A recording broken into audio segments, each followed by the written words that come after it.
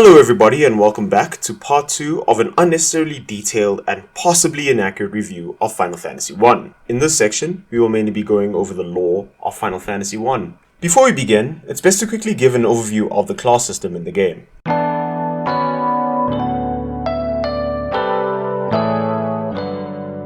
In Final Fantasy 1, you play as a party dubbed the Warriors of Light. The Warriors of Light, in a friendly way, are a group of blank slates. As in, you choose their classes and give them names, but they have next to no background or personality. However, there was a book called Memory of Heroes as well as a manga of the game that was released that somewhat fleshed out the characters. However, both of these differ in several aspects, including the story. So I'm going to stick with the Memory of Heroes for this, as it was released to celebrate Final Fantasy's 25th anniversary. But later, I will go through the manga, discussing its story, as well as go in depth, a little, not too much, doing a whole literature essay, just discussing the characters as well as the story.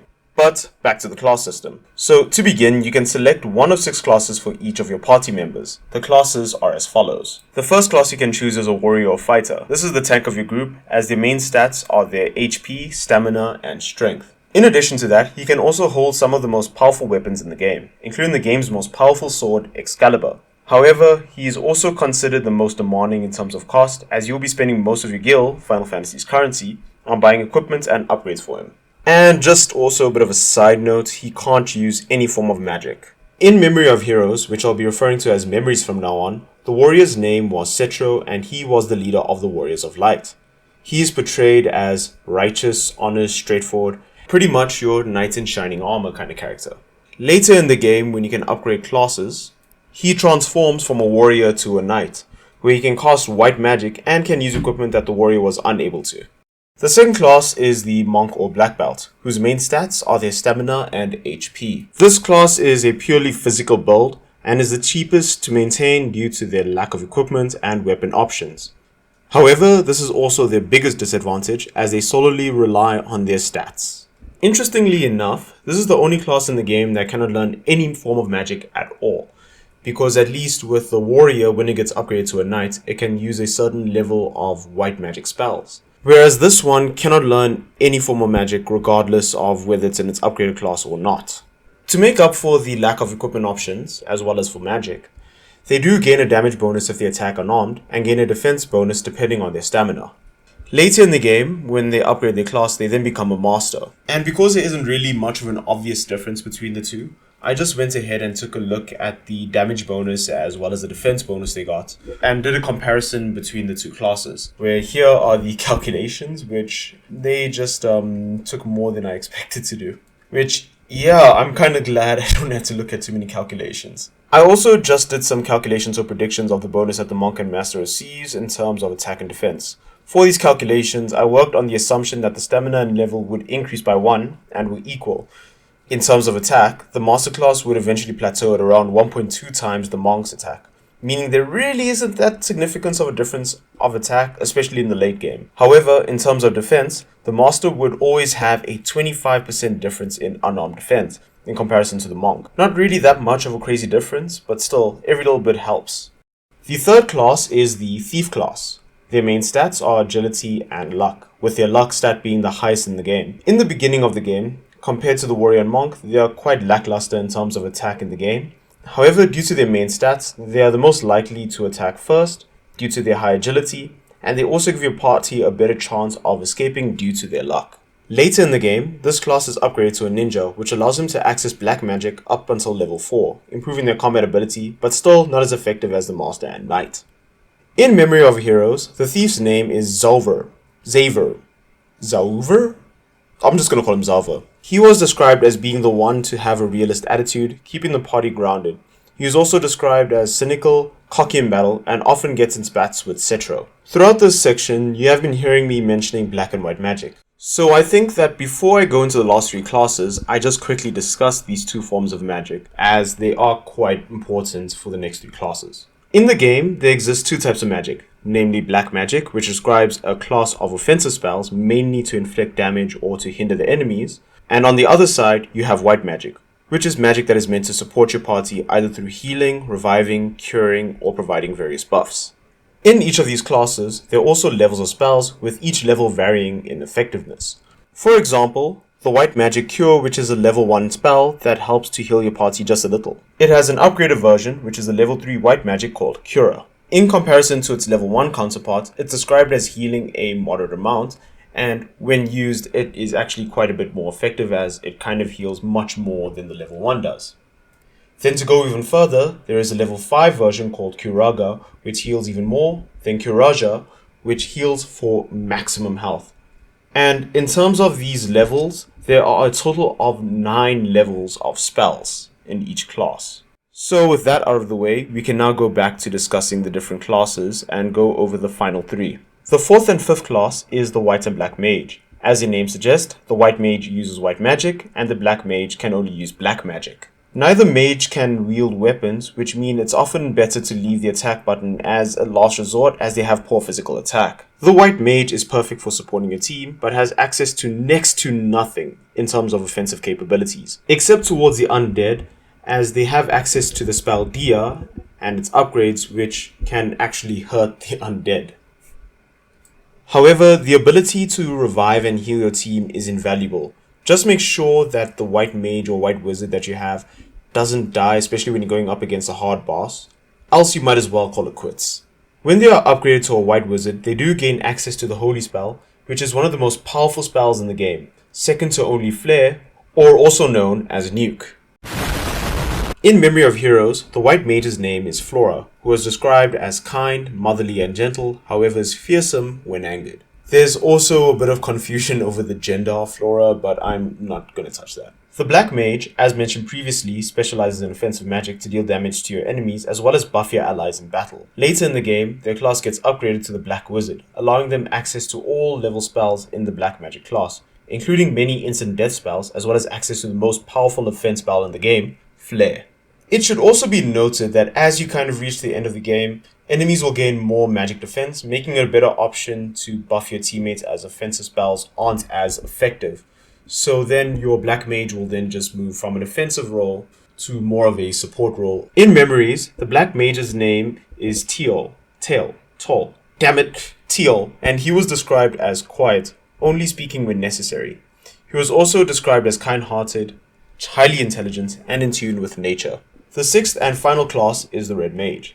This class is a mixture of fighters and both mages at the cost of it being unable to use top tier equipment as well as high level spells of both magic classes. It doesn't excel in any of the main stats, but they are perfect gap fillers. However, when you try to move them into a defense role or a support role, they don't really perform as well as their counterparts that are dedicated to that. So take that as you will, because this class has been described basically as the jack of all trades, but master of none. Later in the game, they are upgraded to the Red Wizard, which has access to some but not all high level spells that can buff the party.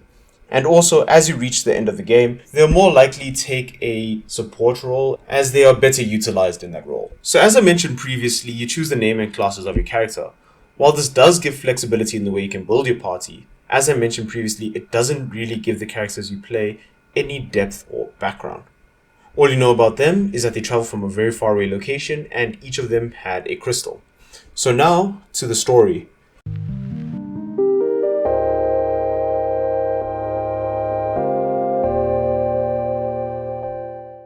To begin, the world that Final Fantasy I takes place in is already in a chaotic state. We are told that the seas are raging, the wind is dead, and the earth is decaying. However, there is a prophecy that many of the people in this world believe in, and it goes like this. When darkness veils the world, 4 warriors of light shall come. This prophecy is referring to the party you will be taking control of during the entirety of the game, who are dubbed the Warriors of Light. When your party arrives, they are each holding a crystal that is dimmed. The Warriors of Light first arrive in the kingdom of Cornelia, where the players can either head to the king's castle or explore the town a bit. If you decide to explore, you can talk to all the NPCs who all have tiny bits of information as well as an explanation of some of the game's mechanics. Also, if you enter the inn and go to the right, you'll find these 4 wizards. Each of them will just be giving a bit of detail to specific mechanics of the games. When speaking to some of the NPCs, you can also hear about some of the other towns and even something about one of the towns called Provoca, which is currently being overrun by pirates. You can also speak to this one wizard who mentions a sage named Lucan, who said something about a crescent moon and leaving to go there. You also have a bit of money at the start of the game, so you can just go to some of the stores and buy some equipment and supplies for your party. as well as some spells, because if you're going to be playing with a white or black mage, initially they do not have any magical spells, I believe. Then to go speak to the king, you can either speak to one of the guards who immediately recognizes the crystals that you're holding and takes your party directly to him, or you could go directly to him yourself, as the guards apparently allow anyone to enter the castle and look around. When you speak to the king and his chancellor, they are both not fully convinced that the party is the prophesized warriors of light. So to prove themselves, the king then gives them an important task. The king informs you that his daughter, Princess Sarah, was kidnapped by one of the king's former knights, Garland. They found out that Garland had taken the princess to the Chaos Shrine, which is north of the castle. He also mentions that as a thank you, he will rebuild the bridge to the north, as that is preventing the party from progressing further on their journey. If you also go around to the back of the castle, you can also find these doors that you can't open, and that you will need a mystic key to open it. If you speak to the wizards nearby, they will mention that their ancestors have sealed equipment for the Warriors of Light 400 years ago, and given the mystic key to the Elf King. On your journey to the Chaos Shrine, you'll most likely experience your first random encounter. This is one of the game's main ways to grind XP and level up your party. The other way is to beat bosses, but that is not really a sustainable way to grow your party. While this is a good way to grind XP, you do run the risk of running into enemies that are much stronger than your party in the beginning, and then you'll do the equivalent of when I try to make a joke during a serious conversation and eat dirt. In the Pixel Remaster, you can turn the encounters off, as they do tend to get annoying at one point as well. But instead of that, I would rather recommend you go to the settings and find the option to just use the 4 times XP multiplier. Because this is more for if you're interested in the story and just want to make the grind much easier. When I first fought Garland, I didn't put this on, and I only put it on after fighting the 3rd boss, as I didn't have enough time to do all that grinding. But trust me, the XP multiplier grind is tedious, but you'll thank me later. Once you reach the shrine, you could either explore around and defeat enemies and open treasure chests for more equipment and resources, or go straight and fight the boss. But to be honest, with a little bit of grinding you can easily overlevel yourself in the area. Most of the NPCs made Garland sound like a challenge, but to be honest, he was more of a minor inconvenience than a problem, for now at least. After defeating Garland, the princess will wake up and be grateful for you saving her. You then accompany her back to the castle and receive the king's gratitude. It's also revealed that the Warriors of Light were from a prophecy made by Lucan, and in turn recites the whole prophecy. How many times have I said prophecy by now? As I was saying, the prophecy goes as follows. When darkness veils the world, the 4 Warriors of Light shall come. If they cannot gather the shards of light, the darkness will consume all. The 4 crystals will never shine again. The king then tells the party of a crystal in the north, and that is their only hope of getting rid of all the monsters in the world. The king then upholds his promise and has the bridge rebuilt. Before you leave the castle, the princess then gives you a lute that has been carried by the princesses of multiple generations. She said Garland took it with him, so it must be important. Once you reach and cross the bridge, we then have some inspirational story to read that gives some characterization to the Warriors of Light. And so their journey began. The 4 Warriors of Light felt overwhelmed by the great task destiny had placed upon them. They did not know the true significance of the 4 crystals they held in their hands. The crystal that once, long ago, shone with a light so brilliant. The time for their journey had come, the time to cast off the veil of darkness and bring the world once more into the light. This opening scene could indicate that while the Warriors of Light took the mission, they were nervous about it, as they were unsure what they would encounter on their journey. Because I sort of understand, in my eyes, they didn't know about this prophecy nor that they were a part of it. They could have just been normal people, and then one day they were tasked with saving the entire world. If I was told that myself, I would be scared, but would probably press on knowing that I would need to do this. Even though this may seem irrelevant, this makes me think back to one line Goku from Dragon Ball said, where he was fighting Huragon and said the line, "If I don't, who will?" Which in my opinion is a bit more powerful than you think. In a sense reminding that in some situations you may most likely be the only person that could complete a task of great importance, or else no one will do it.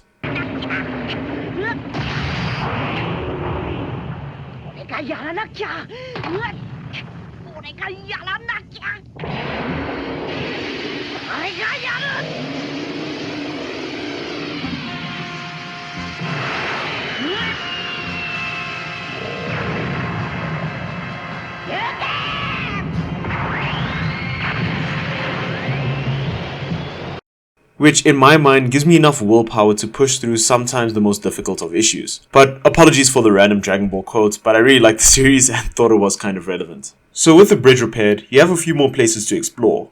You can enter this cave to the top left, where in this cave you'll find a witch named Matoya. When trying to speak to her, you'll find out that she's missing her crystal eye and can't do anything without it. If you then journey east, you'll then come upon a harbour town called Provoca, where, if you remember earlier, you spoke to an NPC who mentioned that the town has been overrun by pirates. Speaking to the villagers, while it may not look like it, they are kind of panicking because they are freaking out about the pirates in the town. If you then go to the west of town, you can then find the pirates who are just sort of standing there. After fighting them, they then give you their pirate ship, which I don't exactly know how you give someone a pirate ship, but that's not what this video is about. With the pirate ship, you now have access to the Aldean Seas, where you can access it by going to harbors like these. When exploring previously, you'll notice that you couldn't really get over mountains and that some areas were only accessible via a ship. And the only way to access some areas was via the Aldean Sea. If you sail over to this corner over here in the northeast, you can then find the entrance to Mount Duergar, which is the home of the dwarves, which for some reason have Irish accents. When I found out about this, I was kind of fooling around trying to pronounce some of the sentences, but it kind of distracted me so much that I was missing vital information. Where one of the pieces of information that was shared was that it tells us where Matoya's crystal eye was. If you just look at the sentence I was poorly trying to pronounce, one of the dwarves mentioned that the Dark Elf Lord Astos stole Matoya's crystal eye. It's worthwhile to explore this cave because you can also find lots of good resources, and speaking to the dwarves can provide some vital information on where you need to go next. If you speak to the smithy in the dwarven cave, he will tell you that if you bring him adamantite, he will create a powerful sword for you. Another dwarf down the mine also tells you about leverstone, a material that can make things float in the air. And if you go to the end of the mines, you will also find the dwarf Neric, where he tells you that he's preparing a bomb that will allow them to clear a piece of land, blocking a passage out to the actual ocean. Leaving the mines and going to the southwest, you then come upon the city of Alfheim.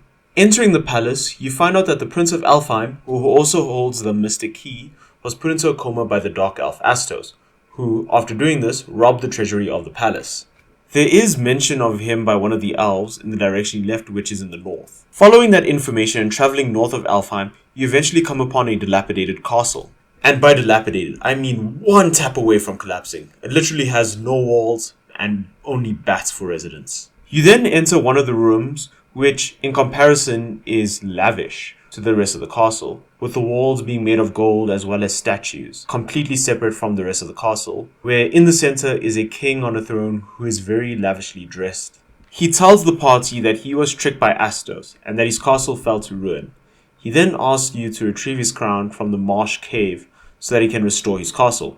Before you head to the marsh cave, dear lord, I would highly recommend you buy as many antidotes as you can, because the cave has a lot of poisonous enemies, and when a character has the poison status on them, they will take damage each step out of battle until they have 1 HP, which is, not ideal. This is also where you would have your first encounter with the trapped treasure chest. It's basically a treasure chest that contains monsters and initiates a fight, but after defeating the enemies, you do get something out of it at least.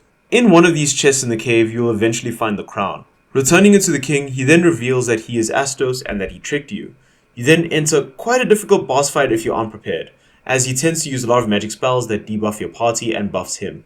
And he may even use an insta-death spell, which is a bit BS, but alright. So before taking on this fight, it's important to make sure that you already have some good resistance spells and that your party is ready for the fight. After defeating him, you then gain the crystal eye that he stole from Matoya. Returning the eye to Matoya, she gives you a Jolt Tonic, a serum capable of breaking the deepest sleep.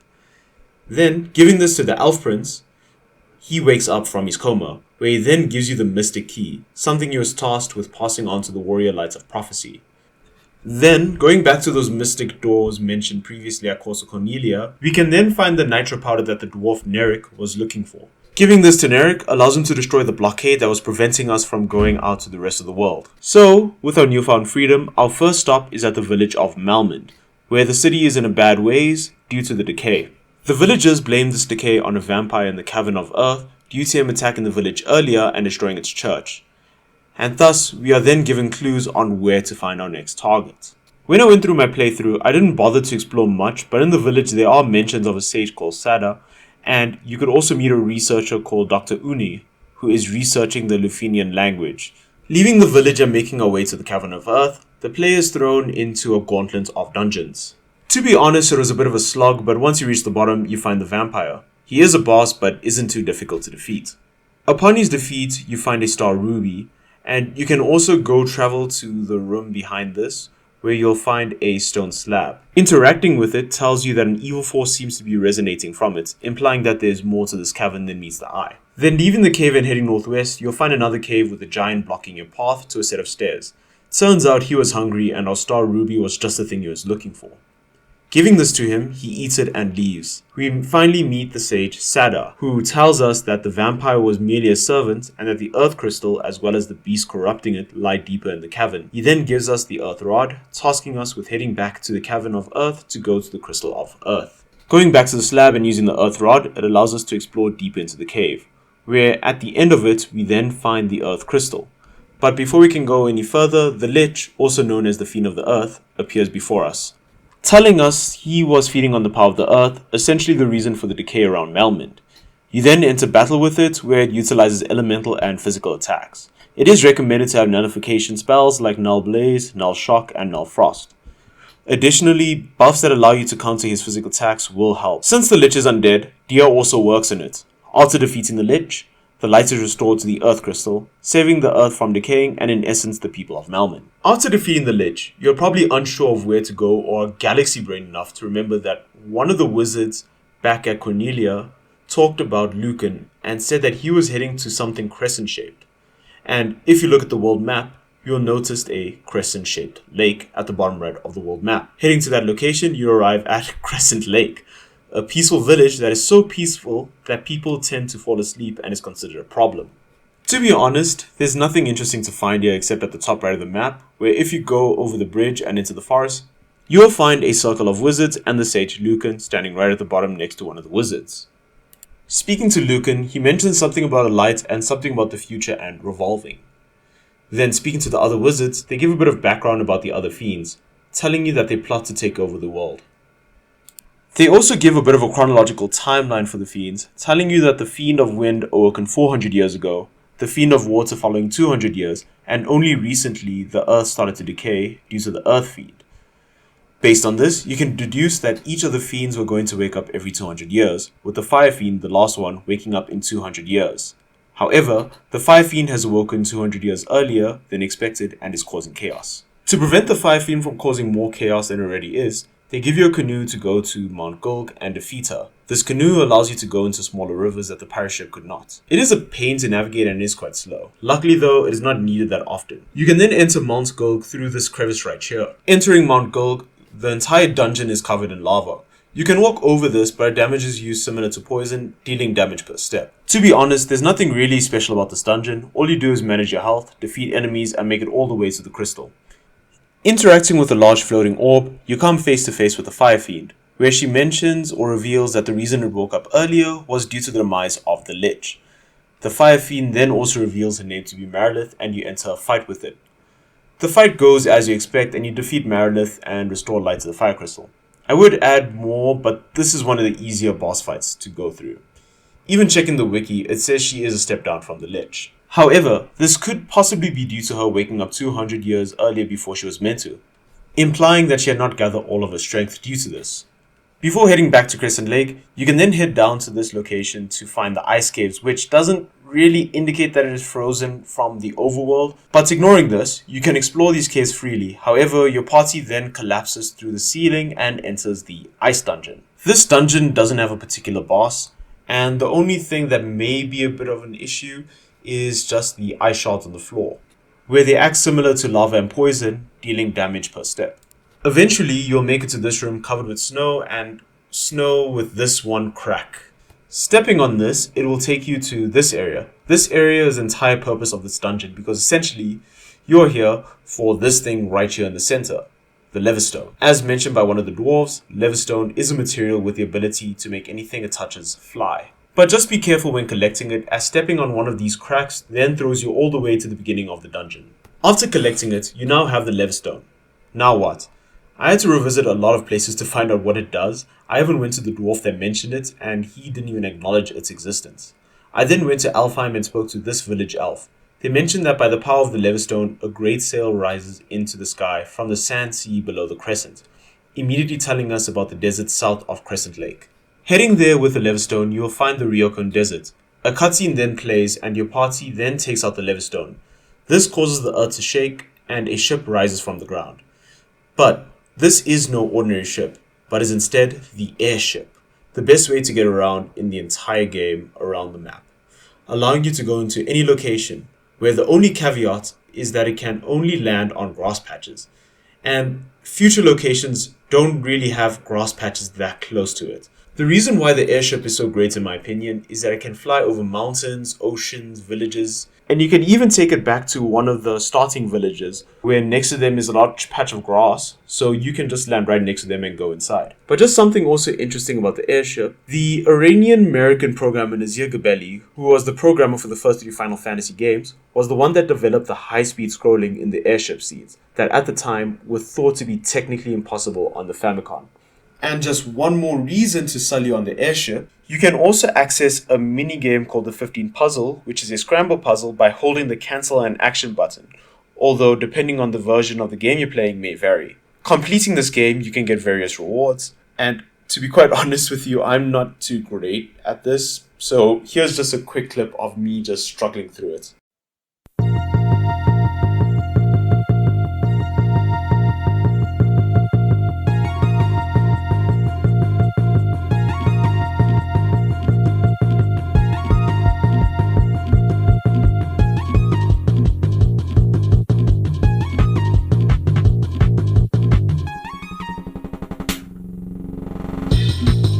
Traveling around the map, you can then come across a town called Gaia.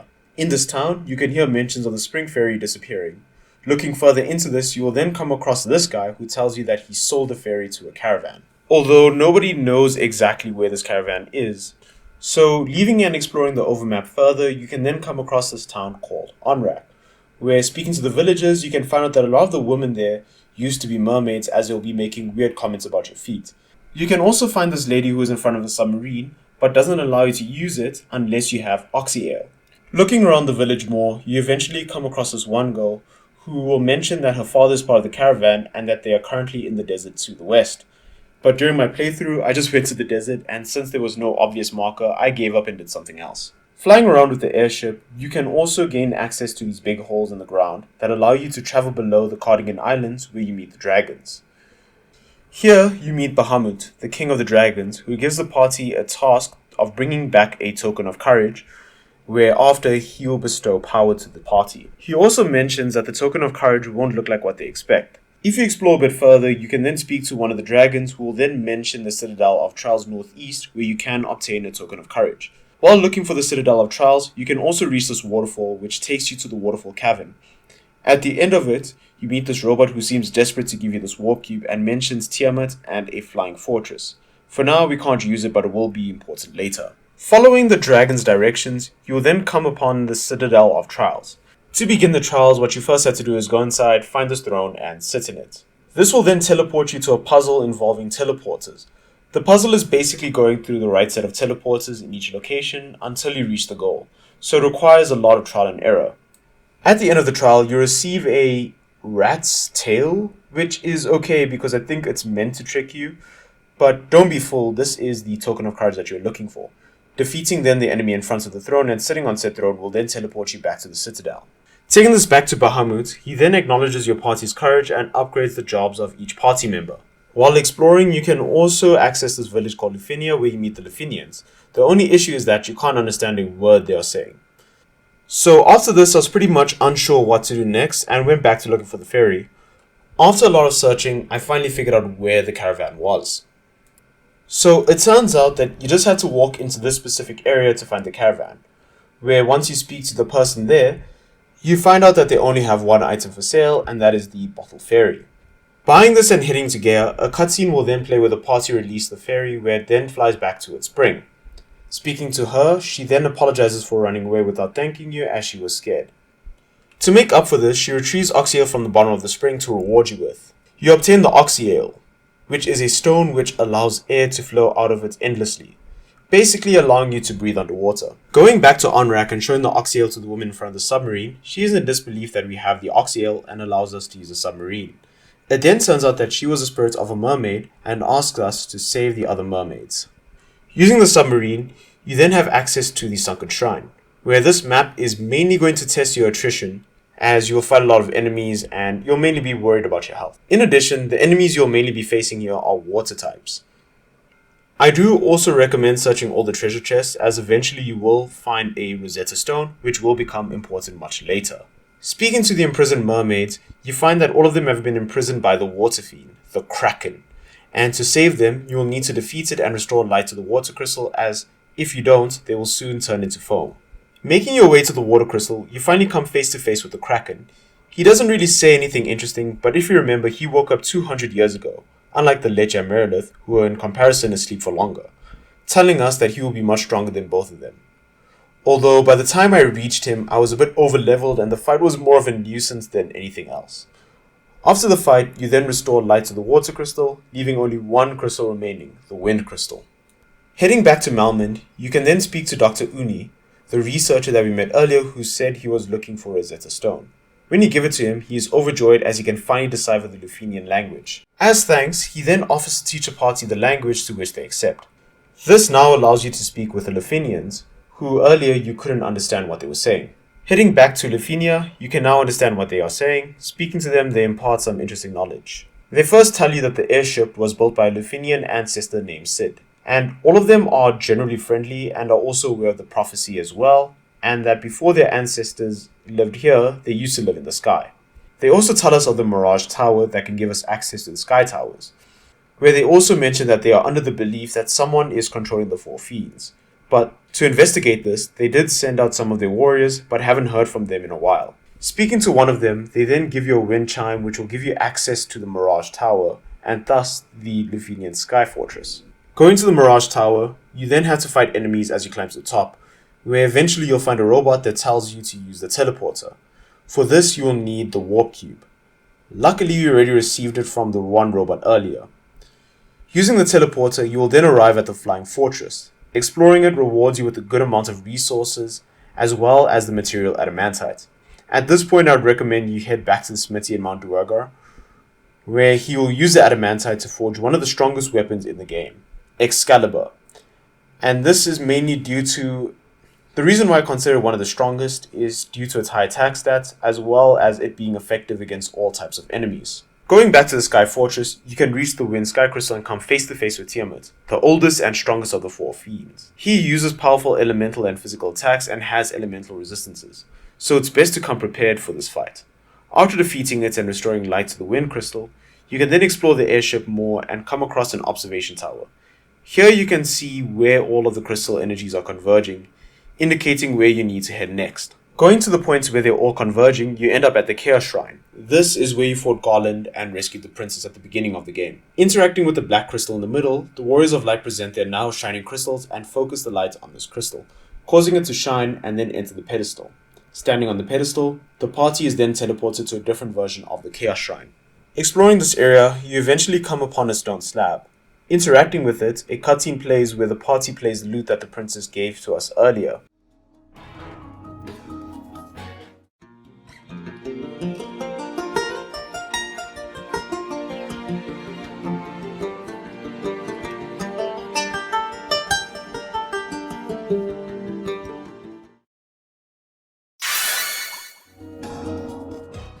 This then makes the slab vanish, and instead a ladder is in its place.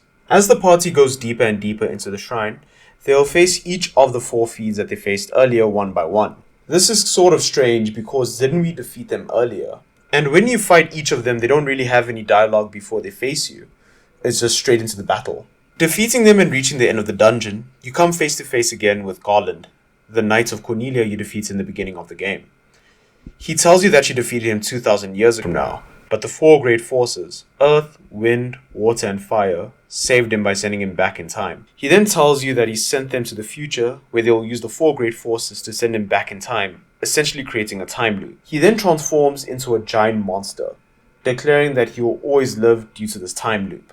But Before we go straight into this fight, he has just revealed some very important information. Firstly, he revealed that we have been teleported 2,000 years back into the past. The second point is that, with this information, it tells us that the fiends we fought were younger versions of the ones we defeated in the present day. By us defeating them, we have essentially stopped them from being sent to the future, possibly breaking the loop. This could also possibly explain why they didn't have dialogue when you fought them, because they don't know who we are yet, nor of the prophecy. Thirdly, this also implies the possibility that this isn't the first time the party has fought Garland, and further implies that every time we fought him, we lost as the loop has not been broken at this point. And the fourth and final point is that this was foreshadowed earlier by Lucan, where earlier he was mentioning something about destiny and a cycle. Now back to the fight. Entering this fight, we see that Garland is now referred to as Chaos. We are also sent to this arena where the world looks as if it is breaking apart, either due to the time loop's instability or due to the sheer strength of Chaos. Either way, this is telling us that this fight is not going to be an easy one. And to be quite honest, this is not the easiest fight in the game. This is actually the hardest one, because if you're unprepared, Chaos can easily one-tap each of your party members, sometimes all at once. He also has a powerful arsenal of magic spells, and to top that off, has a whopping 20,000 HP. Just to show you how large that is, the last boss, Tiamat, had an HP of 2,400, so this boss has nearly 10 times the health. Also, remember how at the beginning I told you to keep the multiplier on its highest and just grind? This boss fight is the reason why. I had to grind even at the end of the game because I was not strong enough to take him on. I lost multiple times against this boss, even when I had the best equipment. But after finally defeating him, you are then sent to the credits directly, where it tells you that the time loop has finally been broken. It also tells us that the great forces have been restored and that everybody was awaiting the Warriors of Light's return, including Garland himself. It then concludes by telling us that the Warriors of Light then return back to peaceful lives and continue to keep the peace on Earth, where it then tells the player, you, that you were the one who ended up crossing time and are the true bringer of light. Concluding Final Fantasy I storyline.